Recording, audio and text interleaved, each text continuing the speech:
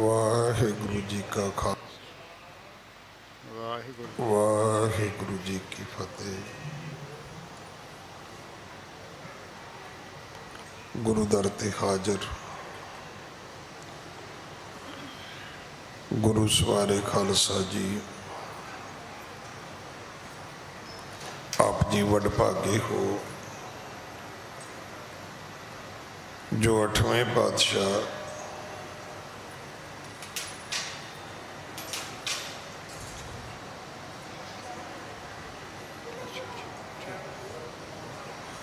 गुरु हरकृष्ण साहब महाराज जी दे पवित्र चरण छो प्राप्त इतिहासक स्थान गुरुद्वारा बंगला साहब जी की यात्रा करदे हां। जुगो जुग अटल छतर चवर तखत दे मालक धन धन धन श्री गुरु ग्रंथ साहिब पातशाह महाराज जी दे हजूर मनुखा जीवन दियां घड़ियां नूं सफला कर रहे हो। सतगुरु सारियां दी यात्रा सफल करन।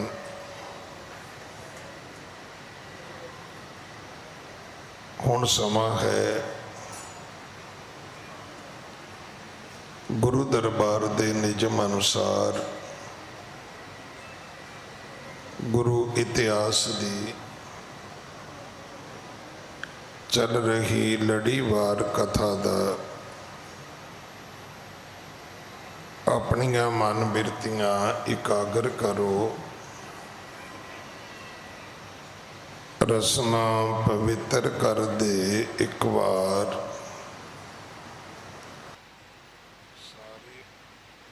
सारे उच्चारण करो जी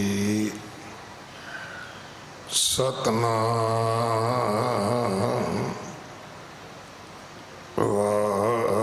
वाहेगुरु जी। ये इतिहास पहले पातशाह जाहर पीर जगत गुरु कल तारण आए श्री गुरु नानक देव महाराज जी का है। प्रसंग है कि सतगुरु जो अज हिंदुस्तान पाकिस्तान की वंड हुई है उहदे अनुसार जो पाकिस्तान दे विच एक जिला है मिंट गुंबरी, उसदे एक नगर सतघरा विच गए सन। उथों दे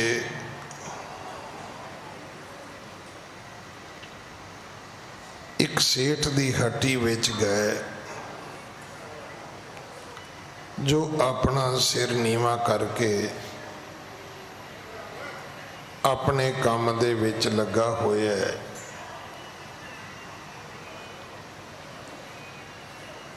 और इथों तक कि उसने कोई तवज्जो नहीं देती।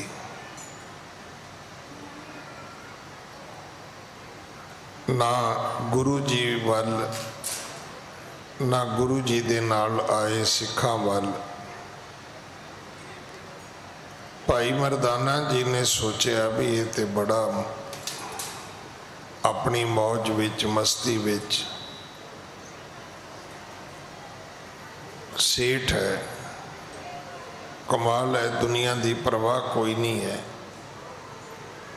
सुखी होएगा। पर पता लगे कि वह कहता है कि मेरे जिन्ना दुखी धरती ते कोई दूसरा नहीं हो सकता। उतों इस कथा की एक नवी शुरुआत होंदी है। सेठ ने अपनी कहानी सुनाई है। गुरु पिता जी ने दसिया सेठ तू की है? कुछ भी नहीं।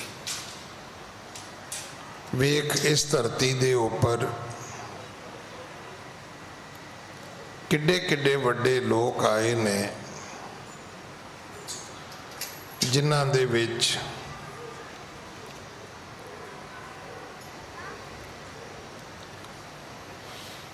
सहंसर बाहू वर्गे, इंद्र वर्गे, परशुराम वर्गे, अज राजे वर्गे, श्री रामचंद्र, ऐसे पुरख जिहड़े होए ने उन्हां नूं भी रोना पिया।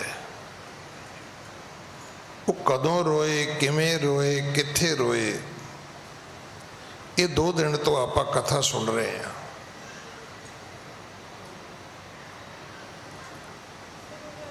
हुण इहदे विच जिक्र आया रावण दा। देखो ना, इंद्र दे कोल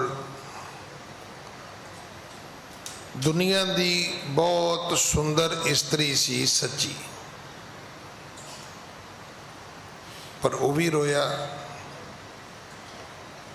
रावण कोले हजारां इस्त्रियां सी, उन्हें जिहड़ा शब्द है 1 लाख पूत 1.25 लाख नाती। हुण 1 लाख बच्चे एक इस्त्री चों तां पैदा हो नहीं सकते सी। फिर सीता जी नूं चुकण चला गया।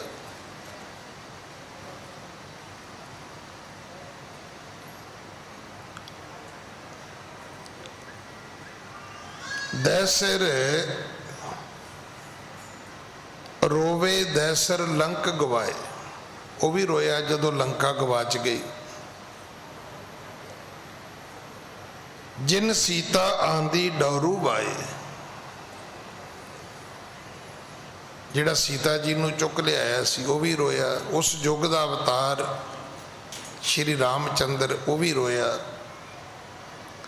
रोवे पांडव भय मजूर, जिनके स्वामी रहत हदूर। इडे महाबली 5 पांडव वो भी रोए, मजदूरी करनी पई उन्होंने। मदर देश जाके विराट राजे दे कोल उन्होंने नौकरियां कीतियां।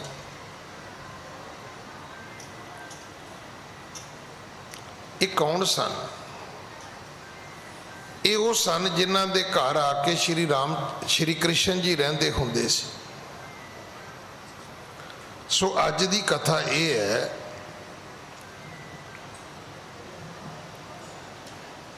कि जिहड़े पांडव सन उन्हां नूं 12 साल का बनवास मिल गया। 13वें साल की एक शर्त सी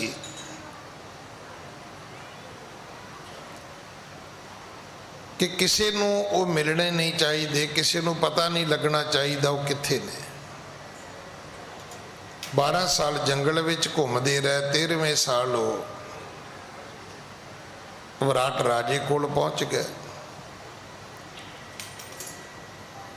हुण इह करदे की ने? कोई चौपड़ सिखाउंदा है, कोई रसोई तैयार करदा है, कोई नृतकारी सिखाउंदा है। ये सारे वखरे वखरे ये नौकरियां करते ने। जिहड़ा नकुल सी वो बाजपाल बन गया, घोड़ियां नूं संभालण वाला। इसी तरह जिहड़ा सहदेव सी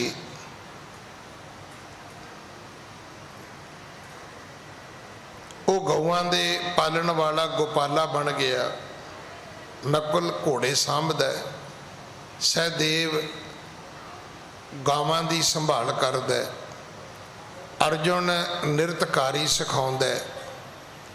हुण इन्हां 5 पांडवां दी पत्नी द्रुपद राजे दी धी उहदा कवि जी ने ये वर्णन किया है कि वह भी दुनिया की एक बहुत सुंदर इस्त्री सी। मैं कुछ विचों छड़ दिता है क्योंकि वो सिर्फ वो सुंदरता बारे ही है। हाँ जी। दीप दीप शिखासी कोकल बहनी, गज गामन मृग शावक नैनी।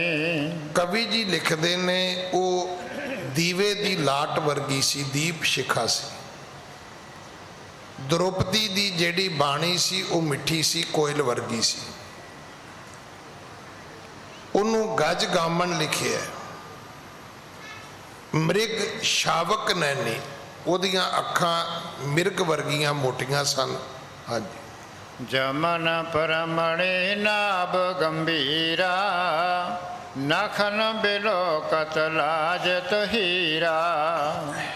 ਉਹਦੇ ਕਹਿੰਦਾ ਨੌ ਇੰਨੇ ਸੋਹਣੇ ਸਨ ਨਾਖੁਨ ਕਿ ਦੁਨੀਆ ਦੇ ਮਹਿੰਗੇ ਮਹਿੰਗੇ ਹੀਰੇ ਵੀ ਉਹਨੇ ਸੁੰਦਰ ਨਹੀਂ ਹੋਣਗੇ। ਐਸੀ ਇਸਤਰੀ ਸੀ द्रौपदी। ਕੇਵਲ ਉਹ ਪੰਜ ਪਾਂਡਵਾਂ ਦੀ ਪਤਨੀ ਨਹੀਂ ਸੀ, ਉਹ ਦੁਨੀਆ ਦੀ ਇੱਕ ਸੁੰਦਰ ਇਸਤਰੀ ਸੀ। ਹਾਂਜੀ। बहुर ग्रीव की रुचरता, मनो उताई पाए। चिबक श्यामता ग्राह जन, दुर्यो शशि में आए। ਇਹਨੂੰ ਕਵੀ ਜੀ ਨੇ ਲਿਖਿਆ ਹੈ ਕਿ ਇਉਂ ਮਾਨੋ ਕਿ ਜਿਹੜਾ ਰਾਹੂ ਹੈ ਉਹ ਚੰਦਰਮਾ ਦੇ ਘਰ ਵਿੱਚ ਆ ਕੇ ਛੁਪ ਗਿਆ ਹੈ। ਇਸ ਕਦਰ ਉਹਦੀ ਵਡਿਆਈ, ਉਹਦਾ ਸੁਹਾਪਣ, ਉਹਦੀ ਸੁੰਦਰਤਾ ਦਾ ਕਵੀ ਜੀ ਜ਼ਿਕਰ ਕਰਨਾ ਚਾਹੁੰਦੇ। ਅਸਲ ਵਿੱਚ ਉਹਦੀ ਸੁੰਦਰਤਾ ਦਾ ਜ਼ਿਕਰ ਕਰਨਾ ਕਥਾ ਦਾ ਮਕਸਦ ਨਹੀਂ ਹੈ। ਮਕਸਦ ਇਹ ਹੈ ਉਹ ਕੌਣ ਲੋਕ ਸਨ ਜਿਨ੍ਹਾਂ ਲੋਕਾਂ ਨੇ ਮਜ਼ਦੂਰੀ ਕੀਤੀ, ਆਪਣੇ ਆਪ ਨੂੰ ਛੁਪਾਇਆ। ਫਿਰ ਉੱਥੇ ਕੀ ਹੋਇਆ? ਉੱਥੇ ਦਰਜੋਧਨ ਨਾਲੋਂ ਵੀ ਇੱਕ ਵੱਡਾ ਇਮਤਿਹਾਨ द्रौपदी ਤੇ ਫਿਰ ਆ ਗਿਆ। ਹਾਂਜੀ।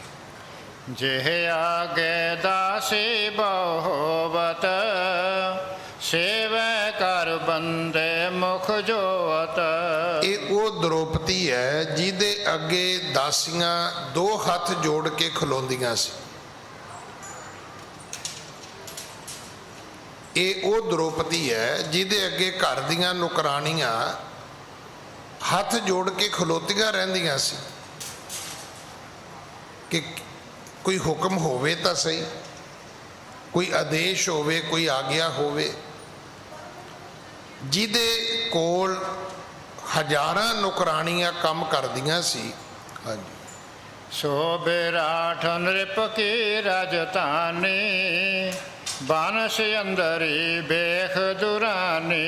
ਉਹ द्रौपदी ਵਿਰਾਟ ਰਾਜੇ ਦੀ ਰਾਜਧਾਨੀ ਦੇ ਵਿੱਚ ਉਹਦੀ ਰਾਣੀ ਦੀ ਸਿਅੰਦਰੀ ਬਣ ਕੇ, ਨੁਕਰਾਣੀ ਬਣ ਕੇ, ਦਾਸੀ ਬਣ ਕੇ ਸੇਵਾ ਕਰਦੀ ਹੈ। ਹਾਂਜੀ। रहत द्रौपदी बैन उचारे, गंधर्व मोहे पंच रखवारे। ਤੇ ਇਹ ਉੱਠਦੀ ਬਹਿੰਦੀ ਇੱਕੋ ਹੀ ਪਾਠ ਕਰਦੀ ਹੈ। ਜਿਵੇਂ ਕੋਈ ਰਾਮ ਰਾਮ ਕਰਦਾ, ਕੋਈ ਅੱਲਾ ਅੱਲਾ ਕਰਦਾ, ਕੋਈ ਵਾਹਿਗੁਰੂ ਵਾਹਿਗੁਰੂ ਕਰਦਾ, ਕੋਈ ਗੋਡ ਗੋਡ ਕਰਦਾ,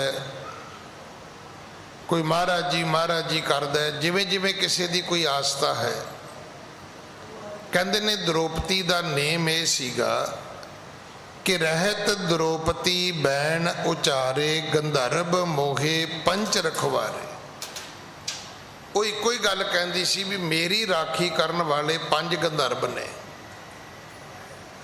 ਮੇਰੇ ਰਾਖੇ ਜਿਹੜੇ ਨੇ, ਮੇਰੀ ਰਕਸ਼ਾ ਕਰਨ ਵਾਲੇ ਪੰਜ ਗੰਧਰਵ ਨੇ। ਹਾਂਜੀ।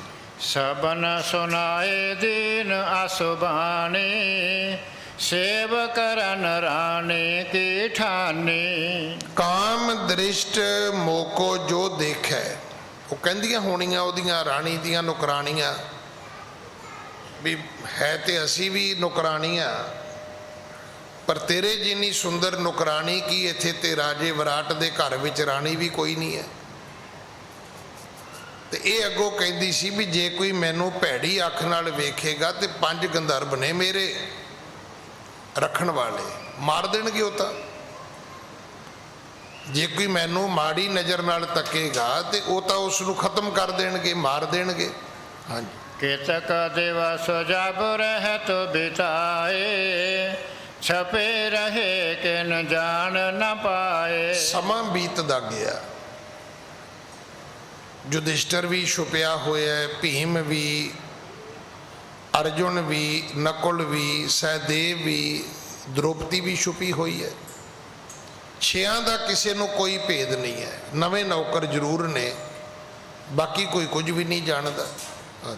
होतो प्रात एक रानी केरा, क्रीचक आख्य बलि बडेरा। ਜਿਸ ਕ੍ਰੀਚਕ ਦਾ ਜ਼ਿਕਰ ਆਉਂਦਾ ਹੈ ਉਹ ਵਿਰਾਟ ਰਾਜੇ ਦਾ ਸਾਲਾ ਸੀ। ਵਿਰਾਟ ਰਾਜੇ ਦੀ ਰਾਣੀ ਦਾ ਭਰਾ ਸੀ। ਹਾਂਜੀ। सहत सुभाए सुसाटिग आवा, द्रुपद सुता को पिख बिरमावा। ਔਰ ਇਹ ਮੰਨਿਆ ਹੈ ਕਿ ਜਿਹੜਾ ਕ੍ਰੀਚਕ ਹੈ ਉਹ ਵੀ ਬਹੁਤ ਵੱਡਾ ਬਲੀ ਸੀ, ਬੜਾ ਵੱਡਾ ਬਹਾਦਰ ਸੀ, ਸ਼ਕਤੀ ਦਾ ਮਾਲਕ ਸੀ। ਸਹਿਜ ਸੁਭਾਏ ਸਿਸਾ ਢਿੱਗ ਆਇਆ। ਐਵੇਂ ਇੱਕ ਦਿਨ ਚੱਲਦਾ ਫਿਰਦਾ ਵਿਰਾਟ ਰਾਜੇ ਦੀ ਰਾਜਧਾਨੀ ਇਹ ਰਾਵੀ ਜੇਲਮ ਦੇ ਲਾਗੇ ਦੱਸੀ ਗਈ ਹੈ। ਕਹਿੰਦੇ ਆਪਣੀ ਭੈਣ ਨੂੰ ਮਿਲਣ ਵਾਸਤੇ ਆਇਆ, ਦ੍ਰੁਪਦ ਸੁਤਾ ਕੋ ਪਿਖ ਬਿਰਮਾਵਾ।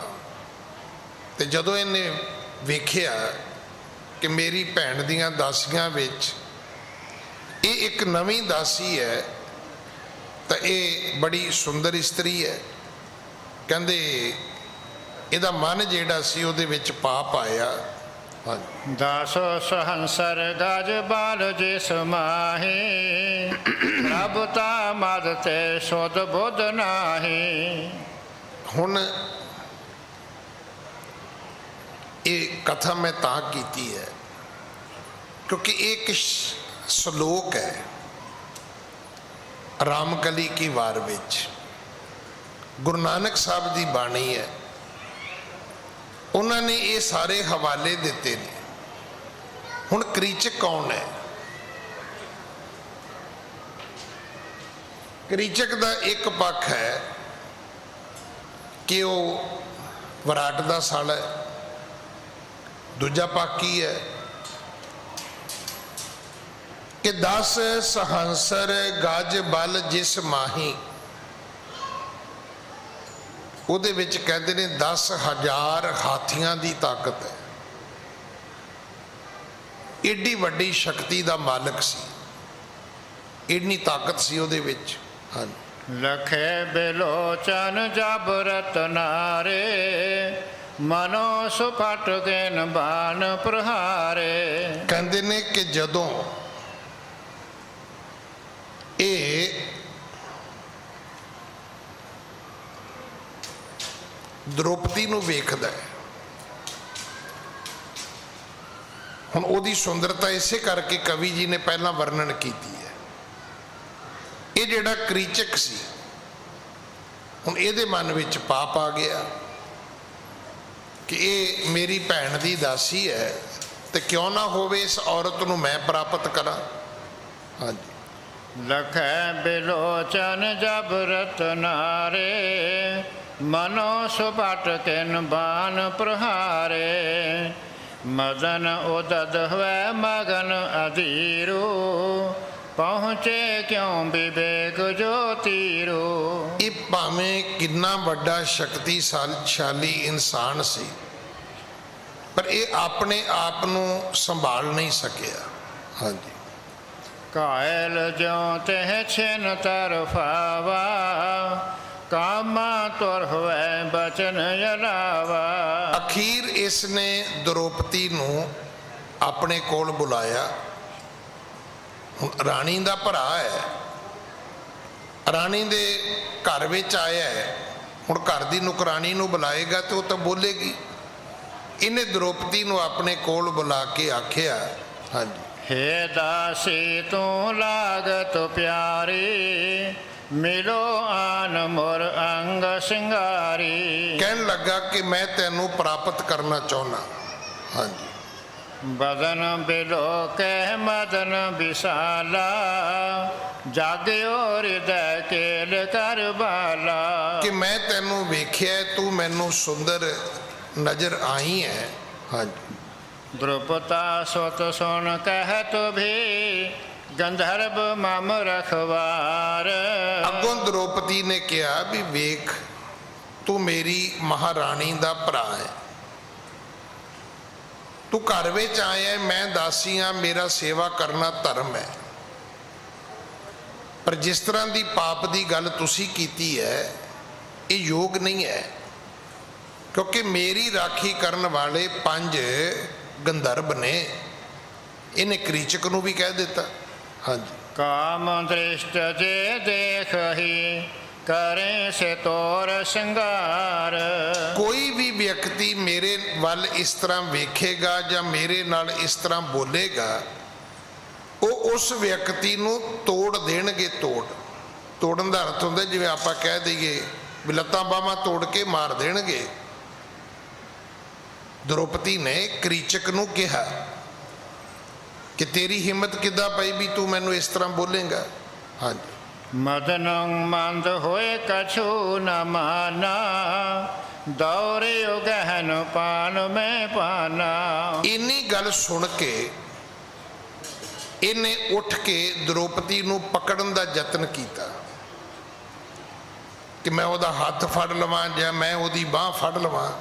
ਹਾਂਜੀ। ਕਰੇ ਤਰਾਈ ਸ਼ਸ ਜੈਸੇ, ਰਾਹ ਪੀਤ ਬਾਸਵ ਟਿਗ ਤੈਸੇ। ਉਹ ਦੌੜਦੀ ਹੈ, ਉਹ ਵਿਰਾਟ ਰਾਜੇ ਦੇ ਦਰਬਾਰ ਵਿੱਚ ਜਾਂਦੀ ਹੈ ਕਿ ਮੈਂ ਰਾਜੇ ਦੇ ਦਰਬਾਰ ਵਿੱਚ ਜਾਵਾਂ, ਰਾਜੇ ਦਾ ਧਰਮ ਹੈ ਮੇਰੀ ਰੱਖਿਆ ਕਰਨੀ, ਮੈਂ ਉਹਦੇ ਘਰ ਦੀ ਦਾਸੀ ਹਾਂ। ਹਾਂਜੀ। ਜਹ ਬਰਾਠ ਹੈ ਸਭਾ ਲਗਾਈ, ਊਚ ਪੁਕਾਰਤ ਦੌਰਤ ਆਈ। ਇਸਨੇ ਰੋਂਦਿਆਂ ਚੀਕਾਂ ਮਾਰਦਿਆਂ ਕੁਰਲਾਟ ਪਾਉਂਦਿਆਂ ਜਾ ਕੇ ਪੁਕਾਰ ਕੀਤੀ ਕਿ ਰਾਜਾ ਮੈਨੂੰ ਬਚਾਓ। ਹਾਂਜੀ। ਧਰਮ ਜਪੀ ਮਨ ਕੁਲ ਸਹਜੇਵਾ, ਬੈਠੇ ਕਰੇ ਨਿਰਪਤ ਕੀ ਸੇਵਾ। ਦੇਵਨੇਤ ਰਾਜੇ ਦੇ ਦਰਬਾਰ ਵਿੱਚ 5 ਪਾਂਡਵ ਬੈਠੇ ਸੀ। ਯੁਧਿਸ਼ਟਰ ਵੀ ਬੈਠਾ ਹੈ, ਭੀਮ ਵੀ ਬੈਠਾ ਹੈ, ਅਰਜਨ ਵੀ ਬੈਠਾ ਹੈ, ਨਕੁਲ ਵੀ ਬੈਠਾ ਹੈ, ਸਹਿਦੇਵ ਵੀ ਬੈਠਾ। ਇਹ ਵੀ ਰਾਜੇ ਦੇ ਘਰ ਦੇ ਨੌਕਰ ਸਨ, ਸੇਵਾ ਕਰ ਰਹੇ ਸਨ। ਹਾਂਜੀ। ਦ੍ਰੁਪਦ ਸੁਤਾ ਚਿਤ ਹਵੈ ਅਤ ਆਰਤ, ਗਏ ਪੂਪਟੇ ਦੁਖਤ ਪੁਕਾਰਤ। ਇਹਨੇ ਬਹੁਤ ਦੁਖੀ ਹੋ ਕੇ ਜਾ ਕੇ ਪੁਕਾਰ ਕੀਤੀ ਹੈ। ਹਾਂਜੀ। ਸਰਬ ਲੋਕ ਅਵਲੋਕਤ ਲੋਚਨ, ਕਰ ਨਾ ਸਕਿਓ ਤਹਿ ਕੋ ਮੋਚਨ। ਪਰ ਹੋਇਆ ਕਿ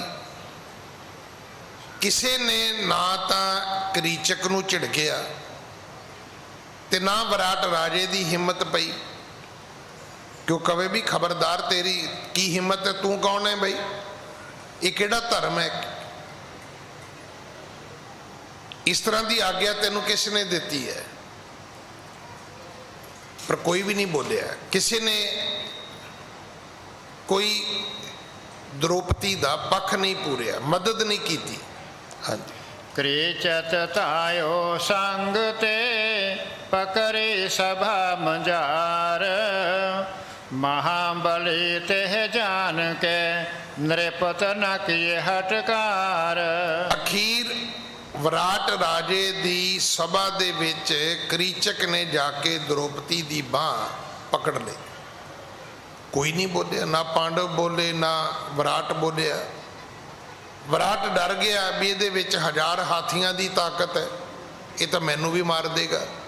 ਹਾਂਜੀ। ਕੁੰਜਰ ਲਤਾ ਕਰਖ ਜੋਂ ਲੀਨੀ, ਗਹਿ ਕੈ ਲਾਤ ਪ੍ਰਹਾਰਨ ਕੀਨੀ। ਇਹਨੇ ਕਹਿੰਦੇ ਉਸ ਨੂੰ ਐਵੇਂ ਫੜ ਲਿਆ ਜਿਵੇਂ ਕੋਈ ਹਾਥੀ ਜਿਹੜਾ ਹੈ, ਅਗਰ ਉਹ ਕਿਸੇ ਦਰਖਤ ਤੇ ਚੜੀ ਵੇਲ ਨੂੰ ਫੜ ਲਵੇ ਤੇ ਉਹਦੇ ਲਈ ਕੀ ਔਖਾ ਹੈ।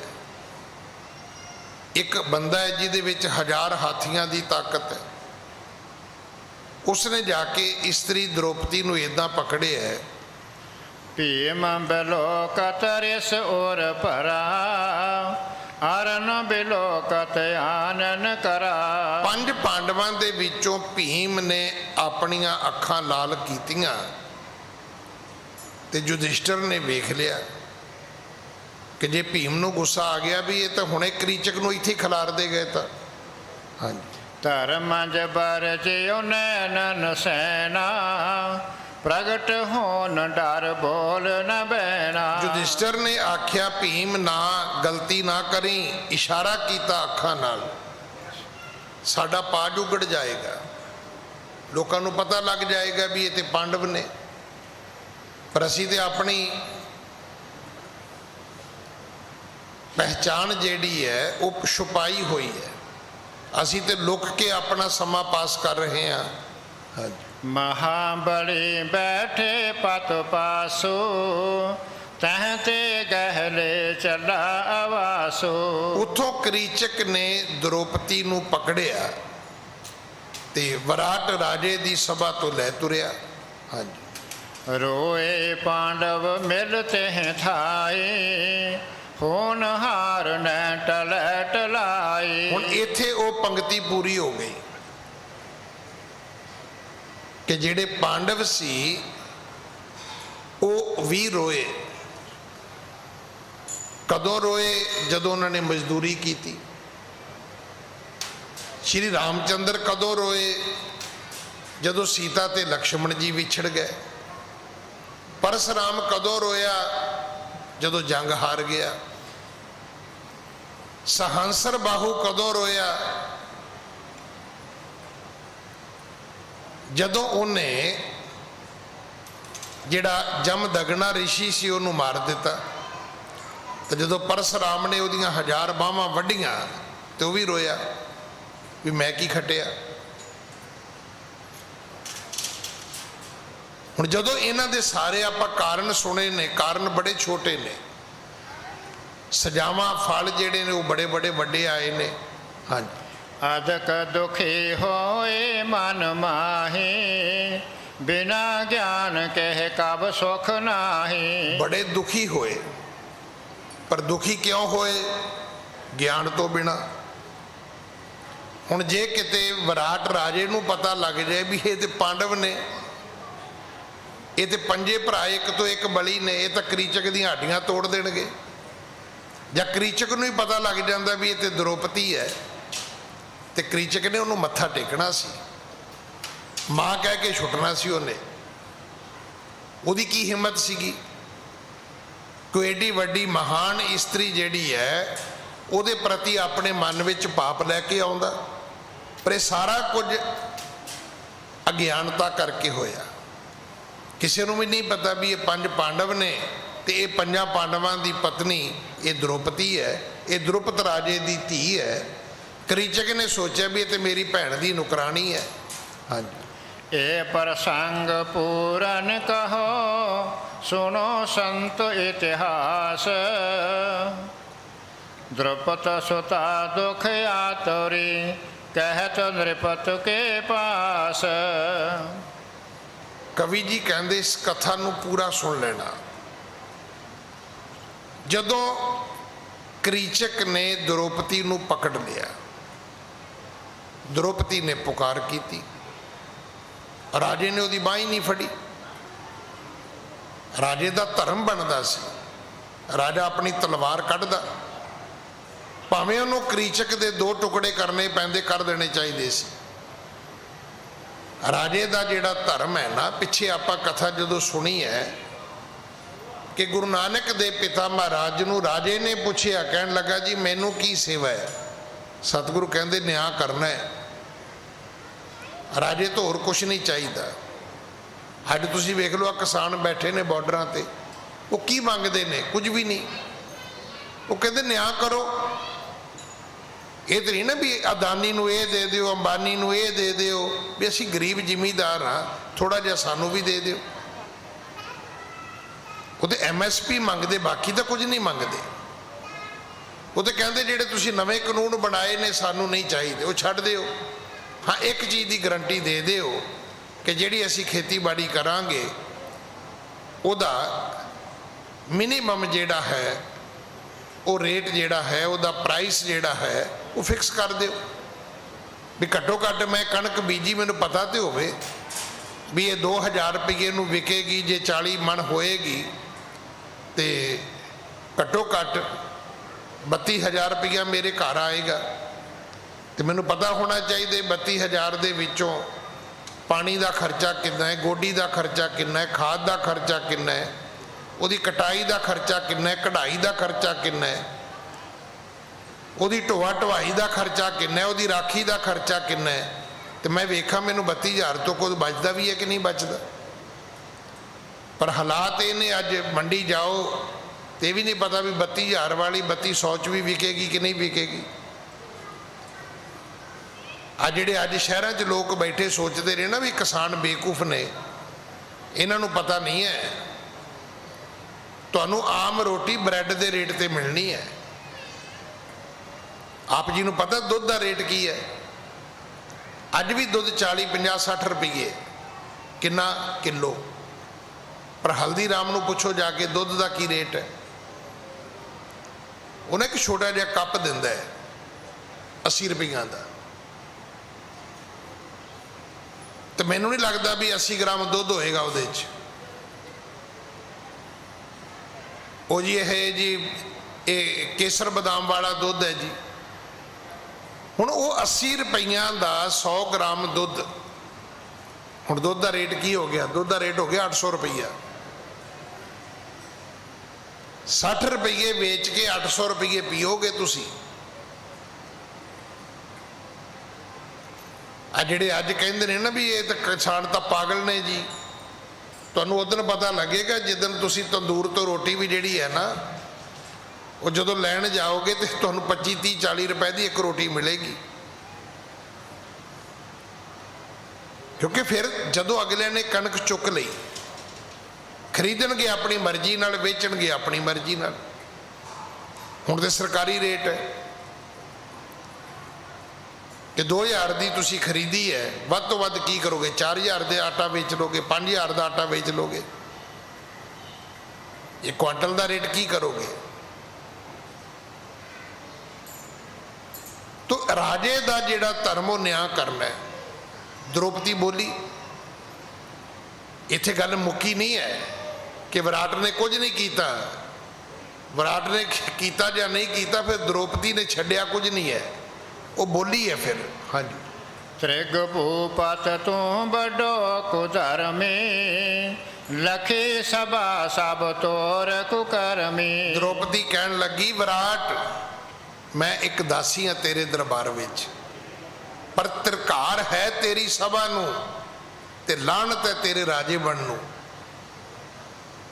ਐਸਾ ਲਾਹਨਤੀ ਰਾਜਾ ਹੈ ਤੂੰ ਕਿ ਤੂੰ ਅੱਜ ਇੱਕ ਇਸਤਰੀ ਨੇ ਆ ਕੇ ਪੁਕਾਰ ਕੀਤੀ ਹੈ ਤੇ ਤੂੰ ਉਹਦੀ ਇੱਜ਼ਤ ਨਹੀਂ ਬਚਾ ਪਾ ਰਿਹਾ।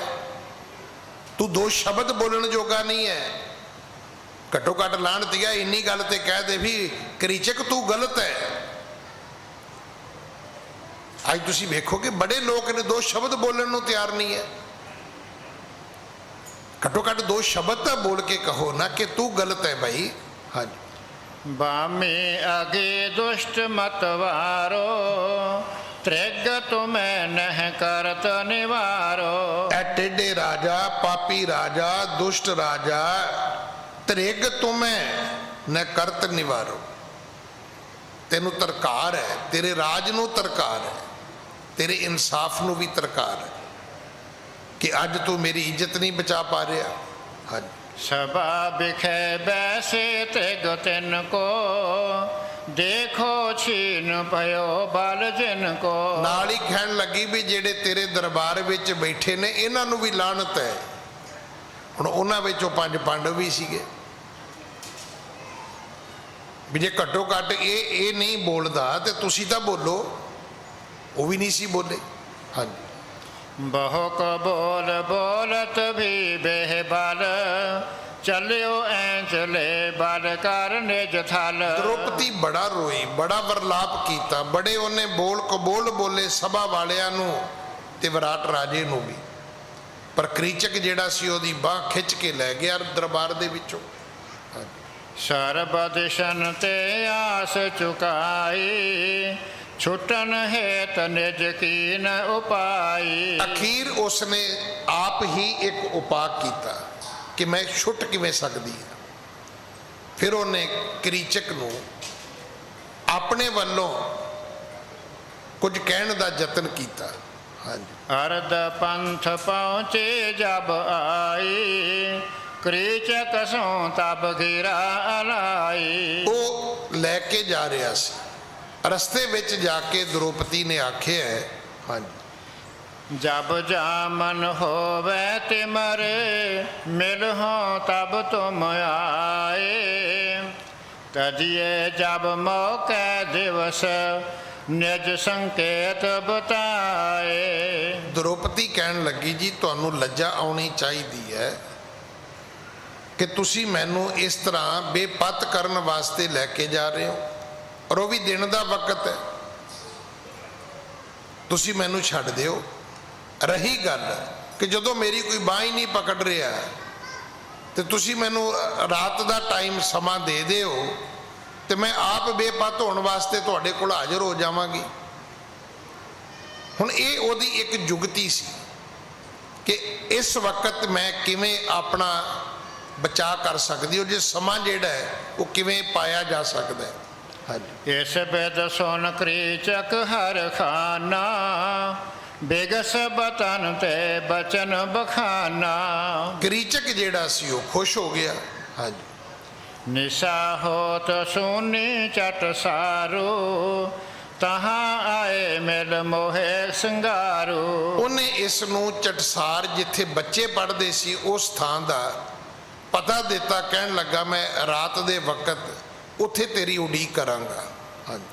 ਜੇ ਜਾਮਨ ਕੋ ਨਹਿ ਤੁਮ ਆਈ, ਹੋਰ ਭਾਈ ਤੇ ਲਿਓ ਗਹਾਈ। ਪਰ ਇੱਕ ਗੱਲ ਦਾ ਧਿਆਨ ਰੱਖੀ ਕਿ ਇਸ ਵਾਅਦੇ ਦੇ ਵਿੱਚ ਕੋਈ ਵਾਅਦਾ ਖਿਲਾਫੀ ਨਹੀਂ ਹੋਣੀ ਚਾਹੀਦੀ।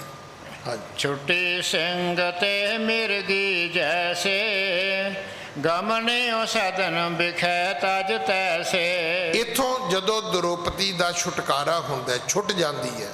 ਹਾਂਜੀ। ਬਿਥਰੇ ਬਾਰ ਬਦਨ ਕੋ ਮਲਾਨੋ, ਕਿਰਿਓ ਤਮੀ ਪਤ ਤਮ ਤੇ ਮਾਨੋ। ਇੱਥੋਂ ਫਿਰ ਇਹ ਉੱਠੀ ਹੈ, ਇੱਥੋਂ ਚੱਲੀ ਹੈ। ਰਾਤ ਨੂੰ ਜਾ ਕੇ ਫਿਰ ਇਸਨੇ ਯੁਧਿਸ਼ਠਰ ਨੂੰ ਮਿਲਣਾ ਕੀਤਾ।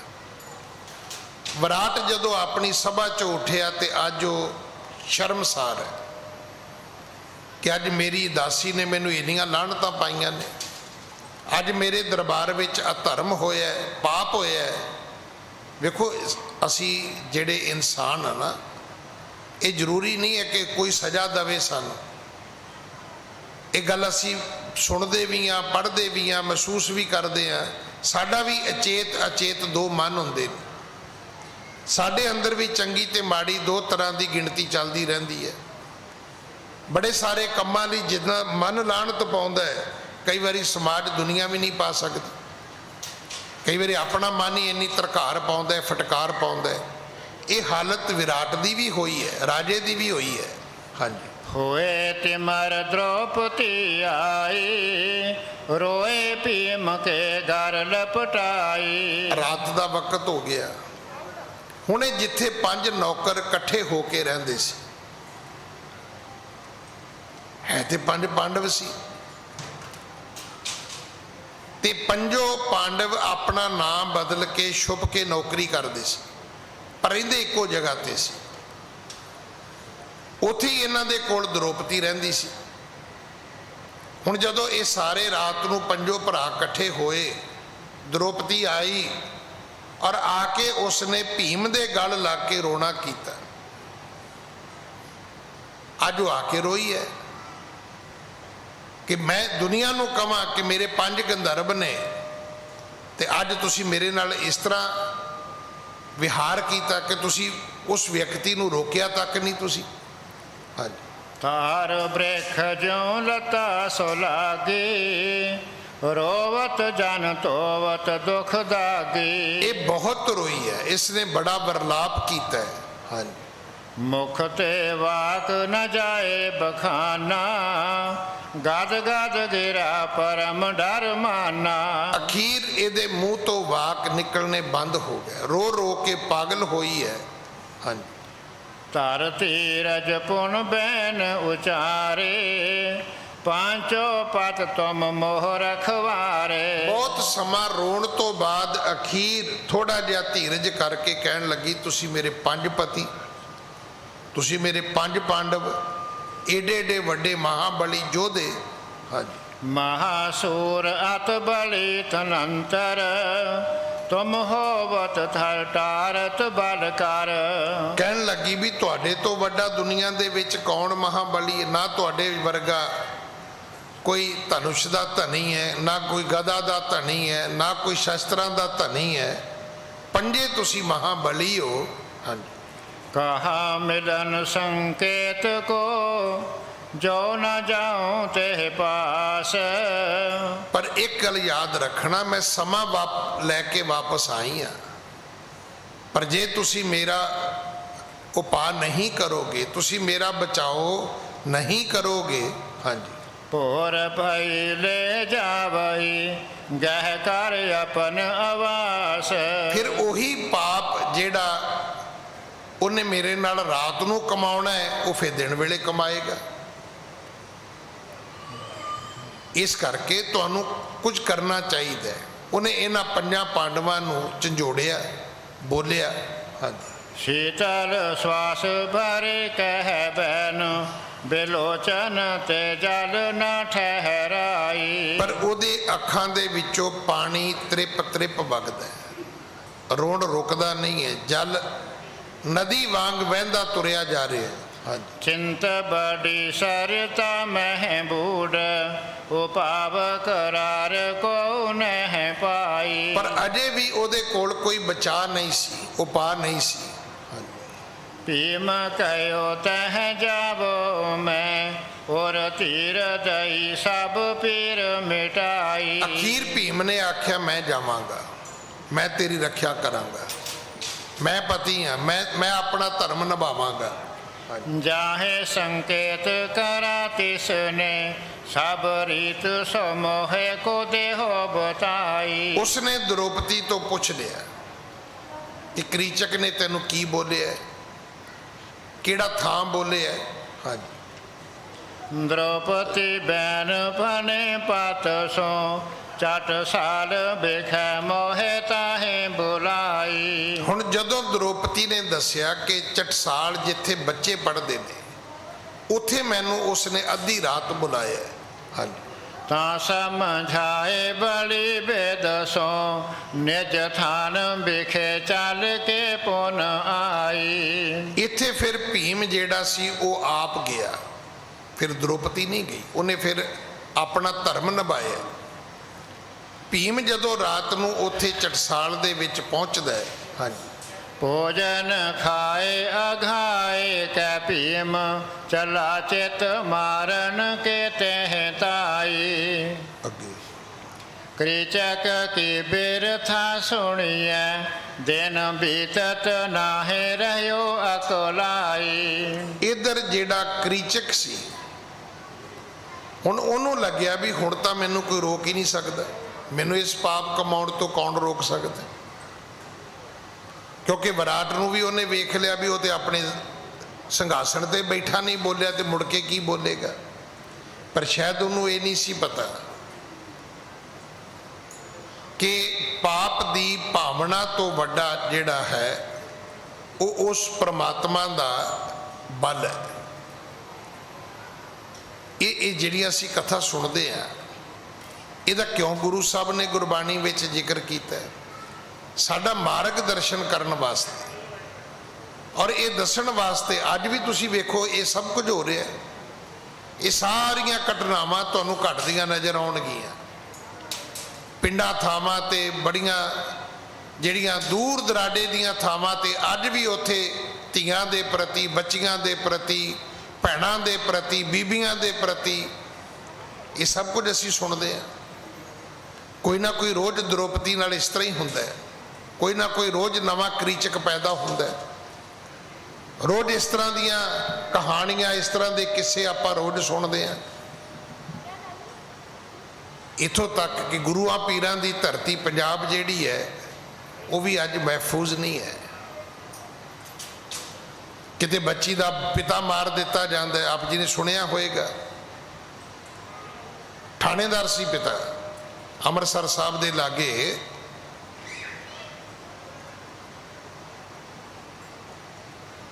ਧੀ ਦੇ ਰਾਖੀ ਕਰਦੇ ਪਿਤਾ ਨੂੰ ਮਾਰ ਦਿੱਤਾ ਗਿਆ।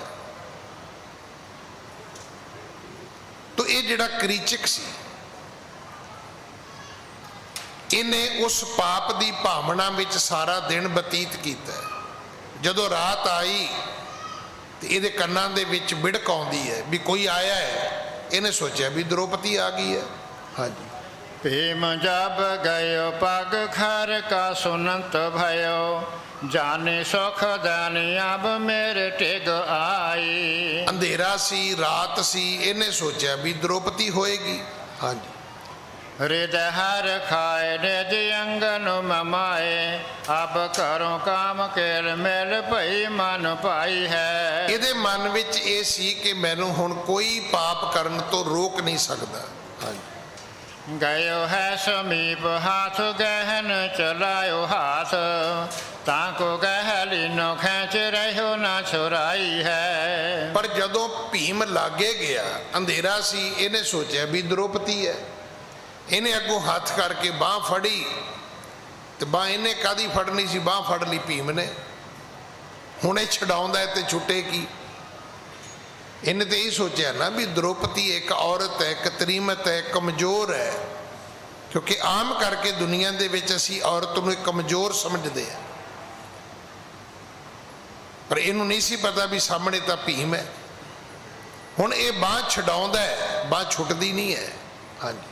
उठ्यो तब ठंड भयो कौरी बीच गयो लयो, सूर पहचान्यो लगे करन लड़ाई है। फिर जदों उठिया, बाह छुट्टी नहीं, तो फिर पता लग्या भी ये कोई बली है। हुण भीम इदू भी बली सी। करीचक अपनी जगह बली, भीम अपनी जगह बली है। इत्थे फिर दोवां दा युद्ध हुंदा, संग्राम हुंदा, लड़ाई शुरू हुंदी है। मुष्ट प्रहार करें लगे कर यार मानो, कड़त लोहार जामे बल है समान को। कहंदे कुसुन मुखियां इवें चलियां जिवें जेड़े ठठियार जेड़े ने ना वो भांडे कुटदे ने, इदां दियां आवाज़ां एक दूजे नूं मारन दियां।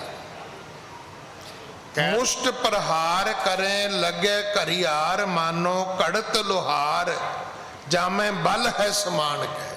ਜਾਂ ਇਹੋ ਸਮਝ ਲਓ ਵੀ ਲੋਹਾ ਕੁੱਟਣਾ ਸ਼ੁਰੂ ਹੋ ਗਿਆ। ਇਸ ਤਰ੍ਹਾਂ ਦੀਆਂ ਆਵਾਜ਼ਾਂ ਆਈਆਂ ਨੇ। ਹਾਂਜੀ। ਕਹਿ ਦੂੰਗਾ ਜਦੋਂ ਸਿੰਘ ਸ਼ਾਰਦੂਲ ਸੋਰਿਦੈ, ਕ੍ਰੋਧ ਬਹੁ ਹੋ ਨਹਿ ਮਾਏ ਕੋ ਹਾਨ ਕੈ। ਜਾਂ ਇਉਂ ਮੰਨੋ ਕਿ ਦੋ ਹਾਥੀ ਭਿੜੇ ਨੇ ਆਪਸ ਵਿੱਚ, ਜਾਂ ਇਉਂ ਮੰਨੋ ਕਿ ਦੋ ਸ਼ੇਰ ਆਪਸ ਵਿੱਚ ਲੜੇ ਨੇ। ਉਹਨਾਂ ਦੇ ਗਰਜਣ ਦੀ ਆਵਾਜ਼ ਦੂਰ ਤੱਕ ਸੁਣਾਈ ਦਿੰਦੀ ਹੈ। ਹਾਂਜੀ। लागत चपेट पई पीड़ने की पेट, लख सोपट सहेट मान करे अभिमान को। दोवें एक दूजे दे अभिमान विच ने, हंकार विच ने।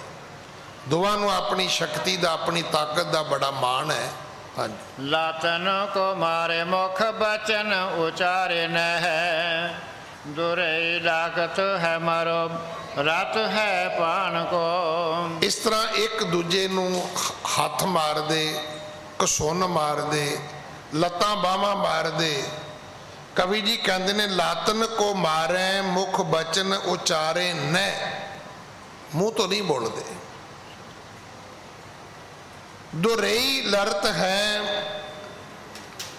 मरो रत है पान को। भीम दसना नहीं चाहता कि मैं भीम हाँ। जे बोलता है तो पाज उगड़ता है, वो बोल के नहीं दसदा। ਚੁੱਪ ਕਰਕੇ ਲੜਾਈ ਕਰ ਰਿਹਾ ਹੈ ਇਹਦੇ ਨਾਲ। ਹਾਂਜੀ। जाम संग्राम भयो जब ही पग सो अटकाए कै भीम गिरायो। ਇੱਕ ਪਹਿਰ ਜਦੋਂ ਇਹ ਲੜਾਈ ਹੋਈ ਹੈ ਤਕਰੀਬਨ 3 ਘੰਟੇ ਲੜਦਿਆਂ ਬਤੀਤ ਹੋ ਗਏ। ਹਾਂਜੀ। कृचक ऊपर ताके चढ़ बहु गोडन मार कै भीम गिरायो। ਕਰੀਚਕ ਉੱਪਰ ਤਾਂ ਚੜ ਕੇ ਬਹੁ ਗੋਡਨ ਮਾਰ ਕੇ ਭੂਮ ਗਰਾਇਓ। ਅਖੀਰ ਭੀਮ ਨੇ ਕਰੀਚਕ ਨੂੰ ਗੋਡੇ ਮਾਰ ਮਾਰ ਕੇ ਥੱਲੇ ਸੁੱਟ ਲਿਆ। ਹਾਂਜੀ। दाऊ बचाए उबे पग भीम ने ਤਾਂ ਛਾਤੀਆਂ ਪਰ ਹਾਰ ਲਗਾਇਓ। ਹੁਣ ਕਦੇ ਭੀਮ ਥੱਲੇ ਜਾਂਦਾ ਹੈ, ਕਦੇ ਕਰੀਚਕ ਥੱਲੇ ਆਉਂਦਾ ਹੈ। ਇੱਕ ਦੂਜੇ ਦੇ ਨਾਲ ਇਹ ਭਿੜੇ ਨੇ, ਲੜੇ ਨੇ। ਹਾਂਜੀ। ਚੋਟ ਲਗੇ ਨਾ ਸੰਭਾਰ ਰਹੀ ਗਿਰ ਗਾ ਜਨ ਪੌਣ ਨ ਰੁਖ ਗਿਰਾਇਓ। ਕਹਿੰਦੇ ਕਈ ਵਾਰੀ ਇੰਜ ਲੱਗਦਾ ਕਿ ਵੱਡੇ ਵੱਡੇ ਜਿਵੇਂ ਹਵਾ ਰੁੱਖ ਸੁੱਟਦੀ ਹੈ ਨਾ, ਜਦੋਂ ਇਹ ਧਰਤੀ ਤੇ ਡਿੱਗਦੇ ਨੇ ਤੇ ਆਵਾਜ਼ ਆਉਂਦੀ ਹੈ। ਹਾਂਜੀ। भीम चढ़ाते हैं ऊपर क्रोध के हाथ गहयो सोह मरोर के डारा। ਅਖੀਰ ਭੀਮ ਕਰੀਚਕ ਦੇ ਉੱਪਰ ਚੜਿਆ ਤੇ ਇਸਨੇ ਉਹਦੀਆਂ ਬਾਹਾਂ ਨੂੰ ਮਰੋੜਿਆ। ਹਾਂਜੀ। हीन भयो बाल देखत है पाज दूसर को और ते सो उखारा। ਇਉਂ ਜਿਹੜਾ ਕਰੀਚਕ ਸੀ ਉਹ ਬਲਹੀਨ ਹੋ ਗਿਆ। ਬਲਹੀਨ ਹੋਇਆ ਤਾਂ ਇਉਂ ਮੰਨੋ ਕਿ ਜਿਹੜਾ ਦਰਖਤ ਸੀ ਉਹ ਮੁੱਢ ਤੋਂ ਪੁੱਟ ਦਿੱਤਾ ਗਿਆ। ਹਾਂਜੀ। मुंड मरोर लयो पुन ताहे को दीन टिकाए सो छाती मंजारा। ਫਿਰ ਭੀਮ ਨੇ ਇਹਦੀ ਮੁੰਡੀ ਮਰੋੜ ਦਿੱਤੀ, ਧੌਣ ਗਰਦਨ ਮਰੋੜੀ, ਸਿਰ ਮਰੋੜ ਦਿੱਤਾ, ਇਹਦੀ ਛਾਤੀ ਦੇ ਉੱਤੇ ਆਪਣਾ ਪੈਰ ਰੱਖਿਆ। ਹਾਂਜੀ। हाथ दो पग तोर भली बेद पेट में पाए कनी के सवारा। ਇਸ ਤਰ੍ਹਾਂ ਫਿਰ ਦੋਵੇਂ ਹੱਥ ਪੈਰ ਇਹਦੇ ਤੋੜ ਦਿੱਤੇ ਨੇ, ਇਸ ਨੂੰ ਖਤਮ ਕਰ ਦਿੱਤਾ। ਹਾਂਜੀ। कार को लाल के चाक सम सोश तीर चट सार तेह को सिरो उठाए कै दीन तसाए मझार। ਤੋ ਕਵੀ ਜੀ ਨੇ ਇੱਥੇ ਲਿਖਿਆ ਵੀ ਜਿਵੇਂ ਘੁਮਿਆਰ ਦੇ ਕੋਲ ਨੇ ਇੱਕ ਚੱਕ ਹੁੰਦਾ ਜਿਹਦੇ ਉੱਤੇ ਉਹ ਘੜੇ ਬਣਾਉਂਦਾ, ਜਿਵੇਂ ਕੁਲਾਲ ਕਹਿੰਦੇ ਨੇ ਘੁਮਿਆਰ। ਜਿਵੇਂ ਘੁਮਿਆਰ ਚੱਕ ਦੇ ਉੱਤੇ ਰੱਖ ਕੇ ਸਾਰਾ ਕੁਝ ਬਣਾਉਂਦਾ, ਕਹਿੰਦੇ ਉਹਨੂੰ ਚੱਕ ਲਿਆ, ਚੱਕ ਕੇ ਸ਼ਤੀਰ ਚਟਸਾਰ ਤੇ ਕੋ ਸਿਰੋਂ ਉਠਾਏ ਕੇ ਦੀਨ ਤਸਾਏ ਮਜਾਰ। ਅਖੀਰ ਉਸ ਨੂੰ ਖਤਮ ਕਰ ਦਿੱਤਾ। ਹਾਂਜੀ। चार घड़ी जब रैन रही तब भीम गयो अपने घर माही। 4 ਘੜੀਆਂ ਰਾਤ ਬਾਕੀ ਰਹੀ ਹੈ ਜਦੋਂ ਭੀਮ ਆਪਣੇ ਘਰ ਵਾਪਸ ਆਉਂਦਾ ਹੈ। ਹਾਂਜੀ। देह भयो श्रम सोई रहो पुर बीच लखी किन्हु सुध नाही। ਉਹ ਜਿਹੜਾ ਸਰੀਰ ਸੀ ਦੇਹ ਭਇਓ ਸ਼ਰਮ, ਥੱਕ ਗਿਆ, ਸੌ ਗਿਆ। ਪੁਰ ਬੀਚ ਲਖੀ ਕਿਨਹੂ ਸੁਧ ਨਾਹੀ, ਪਰ ਪਤਾ ਕਿਸੇ ਨੂੰ ਵੀ ਨਹੀਂ ਵੀ ਰਾਤ ਚਟਸਾਲ ਵਿੱਚ ਕੀ ਹੋਇਆ। ਹਾਂਜੀ। पुर भई सब लोक उठे पेख क्रीचत पाए न ताम जहाही। ਸਵੇਰੇ ਰੌਲਾ ਪੈ ਗਿਆ ਵੀ ਕਰੀਚਕ ਕਿੱਥੇ ਹੈ, ਕਰੀਚਕ ਤੇ ਨਜ਼ਰ ਨਹੀਂ ਆਉਂਦਾ ਕਿਤੇ। ਹਾਂਜੀ। होए हृदय विस्मय सब ही तब खोजन कीन भली बेदताही। ਫਿਰ ਜਦੋਂ ਲੋਕਾਂ ਨੇ ਖੋਜਿਆ, ਲੱਭਿਆ, ਪਤਾ ਕੀਤਾ। ਹਾਂਜੀ। रौर परा सगरे पुर में नह क्रीचक पावत है कह थाई। ਪਰ ਸਾਰੀਆਂ ਥਾਵਾਂ ਤੇ ਰੌਲਾ ਪੈ ਗਿਆ ਵੀ ਕਰੀਚਕ ਨਹੀਂ ਮਿਲਦਾ, ਕਰੀਚਕ ਨਹੀਂ ਲੱਭਦਾ। ਹਾਂਜੀ। देखियो तबै चट साल मंजार कुलाल के चार समान बनाई। ਤਾਂ ਇਧਰ ਭੀਮ ਨੇ ਰਾਤ ਉਹਨੂੰ ਕਹਿੰਦੇ ਵੀ ਜਿਹੜਾ ਘੁਮਿਆਰ ਦਾ ਚੱਕ ਹੁੰਦਾ ਹੈ ਨਾ, ਉਹਦੇ ਵਰਗਾ ਕਰਕੇ ਰਾਤ ਸੁੱਟ ਦਿੱਤਾ ਸੀ। ਹਾਂਜੀ। आनन देख पुछान तुभे ਸਿਰ ਤੋਰ ਜੋ ਪੇਟ ਕੇ ਮਾਹੇ ਟਕਾਈ। ਤੇ ਭੀਮ ਨੇ ਕੀਤਾ ਕਿ ਸਿਰ ਤੋੜਿਆ ਤੇ ਉਹਦੇ ਪੇਟ ਵਿੱਚ ਧਸਾ ਦਿੱਤਾ। ਸਿਰ ਤੋੜ ਕੇ ਨਾ ਉਤੋਂ ਉਹਦੇ ਪੇਟ ਦੇ ਅੰਦਰ ਵਾੜ ਦਿੱਤਾ।